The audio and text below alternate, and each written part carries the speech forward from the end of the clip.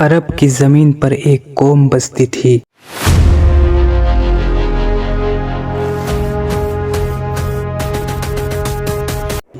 जो अपनी ताकत पर इतना गुरूर करती थी कि खुदा को भूल बैठी। वो पहाड़ों को काट कर महल बनाते थे, मगर अपनी आखिरत को वो खुद काट रहे थे। वो कहते थे कि हम वो लोग हैं जो पहाड़ों को काट देते हैं।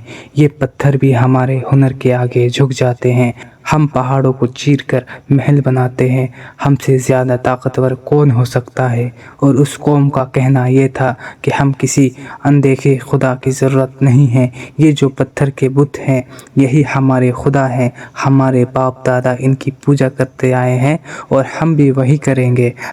हज़ारों साल पहले अरब की ज़मीन पर एक समूद नाम की एक बहुत ताकतवर अमीर कौम बसती थी। ये लोग पहाड़ों को काट कर उनके अंदर शानदार घर और महल बनाते थे। उनके जिस्म लंबे, मजबूत और ताकत बेमिसाल थी। हर तरफ उनकी कुव्वत और हुनर के निशान थे। लेकिन ताकत और दौलत के साथ उनके दिलों में गुरूर आ गया और वो कहने लगे, हमें किसी से डर नहीं, ना कोई हमसे ज़्यादा ताकतवर है, ना कोई हमसे ज़्यादा अमीर।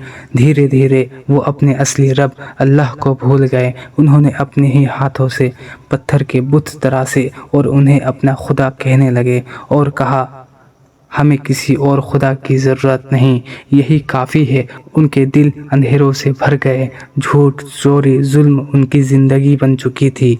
गुनाह पर कोई शर्म नहीं थी। आखिरत और मौत को वो भूल चुके थे। ऐसे वक्त में अल्लाह ने हज़रत सालेह अलैहिस्सलाम को भेजा। वो इसी कौम के थे, सच्चे, ईमानदार और अक्लमंद भी थे।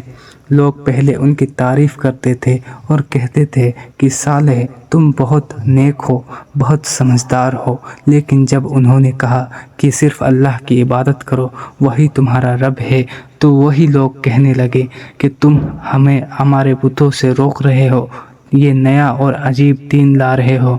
हज़रत सालेह अलैहिस्सलाम ने नरमी से कहा, अल्लाह ने तुम्हें मिट्टी से पैदा किया और इसी ज़मीन पर बसाया, उसी की इबादत करो। तो उस कौम के सरदारों ने कहा, अगर तुम सच्चे नबी हो तो कोई निशानी दिखाओ।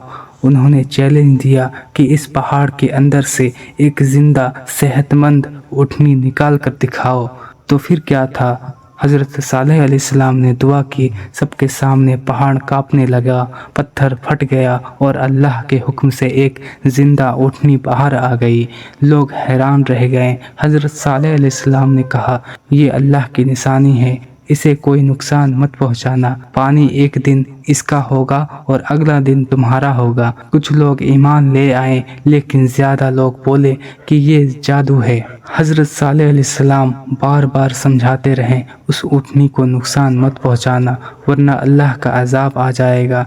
लेकिन एक रात कुछ जालिमों ने साजिश की कि उन्होंने अल्लाह की ऊँटनी को कत्ल कर दिया। जब हज़रत सालेह अलैहिस्सलाम को पता चला, उन्होंने कहा, अब तुम अपने घरों में 3 दिन तक रह लो, इसके बाद अल्लाह का अज़ाब आ जाएगा। कौम के लोग हंसने लगे और कहने लगे, देखते हैं कौन सा अज़ाब आता है। तीसरे दिन एक भयानक चीख हुई, ज़मीन काँप उठी, पहाड़ों में घर बने गिरने लगे।